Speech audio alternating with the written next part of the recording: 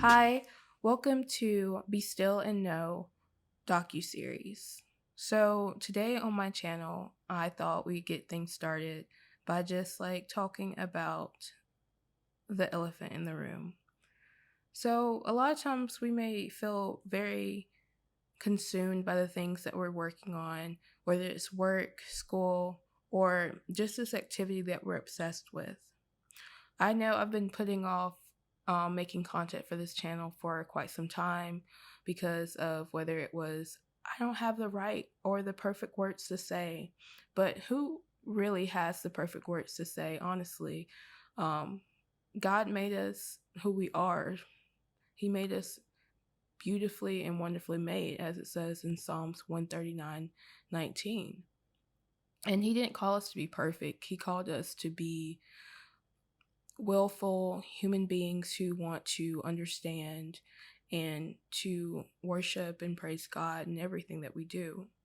So today for our channel, I thought we would start off by just having a little chat. So today, you wake up in the morning, you get dressed. What's the first thing you think about doing? Is the first thing that comes to mind, oh, I gotta watch this new episode of this new show? Or is it, oh, I have these long, prolonged chores that I didn't get to do? Or is it, "Ugh, I just don't feel like doing anything today?" No matter what it is, or what may be your first thought of the day, honestly, we need to just take a moment to just stop and pause in the busyness of life. I know for me, it's been really hard to study the word and read my Bible constantly, whether it's even just twice or three times a week. It's even hard to just sit down and open my Bible because I'm constantly in a state of just oh, I could be doing this, or oh, I could be doing that.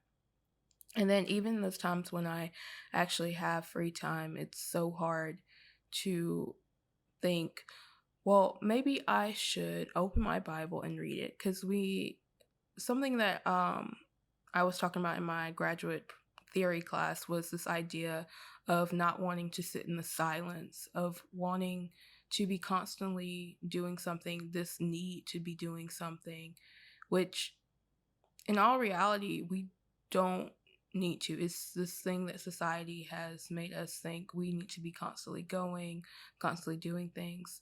But if we were to just sit, well, I actually challenge you. I challenge you today or tomorrow or sometime this week to sit for 5 minutes in the silence. I know what you're thinking. That's not a lot of time, but I guarantee you when you start that timer, 5 minutes is going to seem like forever. But I think this is good for us. I think it's good for us to set aside 5 minutes of our time to just sit and be still. Because if we're constantly moving, how are we able to hear from God? How are we able to be able to hear Him when He's warning us or trying to tell us, hey, maybe you shouldn't go to that party, or hey, maybe you should stay home? Because sometimes when things go on and we're like, oh, I gotta do this, I gotta do that, we get bogged down with everything and we can't hear Him. I know for me, it was a very humbling moment when God just allowed for something to happen, and it just put me off the state of oh, I gotta go, I gotta run, I gotta do this, I gotta go run, go do those errands. So here's a little story. So in undergrad, I was very busy, as I feel like is an understatement now being in grad school, but I felt very busy. I had a lot going on, whether it was preparing for a theatrical production or a paper, or even just directing scenes for my directing class. I literally was constantly going. And so one day when I was heading to our little student center and was going to go get something to eat, um, I looked down at my watch as I was walking down the stairs. And part of me, something inside me told me, hey, maybe you shouldn't do that. But I kind of just shoved it aside because I was like, oh, I'm just going to just like, I've walked down these stairs a million times. Like, literally, what is it going to hurt for me to do it again, this time not fully paying attention? But little did I know it did hurt me quite a lot. So I ended up falling when I looked down at my watch, and it was so quick. I was one moment looking at my watch, and then all of a sudden I was on the ground. And it was okay. So my first immediate thought was not, oh my goodness, my ankle. No, it was literally the fact of embarrassment. There was like maybe three people that witnessed it, and they were like, are you okay? Are you all right? And I was just in shock and embarrassment of what just happened. And so I'm like, yeah, I'm fine. I'm totally cool. I tried to shake it off and everything. And I noticed as I tried to get up, it was really hard for me to get up because my ankle was hurting like a little bit. There was like a little bit of a throbbing, but I was like, oh, it's just because it's bruised. It's fine. So I went throughout my day, continuing to walk on it like I normally would, doing all these errands that I probably need to just sit down and rest, but I didn't. And so I kept doing my things like I usually do. Then the next morning, when I woke up, I was in excruciating pain, and I was bedridden for a good couple of days.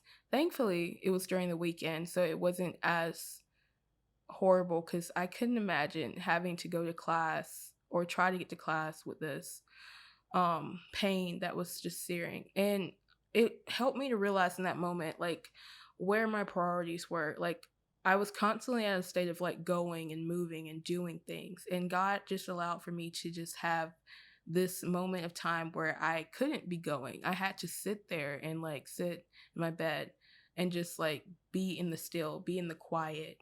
And it was a very humbling moment because just in that moment I was just baffled. I was like, couldn't believe that I had this notion of don't walk down the stairs looking down at your watch, and I shoved it away. And in that moment, it was God telling me, hey, pay attention to like what's right in front of you. And I was just like, oh, I know it. Because we sometimes get in a state where we're like, oh, I know what I'm doing. It's totally fine. Kind of makes me think of Proverbs 3 and 5 that says, lean not on your own understanding. In all your ways, acknowledge him, and he will make your path straight. In that moment, I feel like even though I was warned to not do what I did, I still did it because I wasn't listening. So today, I just challenge you to just have an open ear and listen whenever God is trying to tell you something. And also just take those 5 minutes to just sit there in the quiet. Don't be thinking about anything. Just sit there. I know it's going to be tough, but you can do it. And I know God has great things in store for you. So that to say, rest in him. Shalom.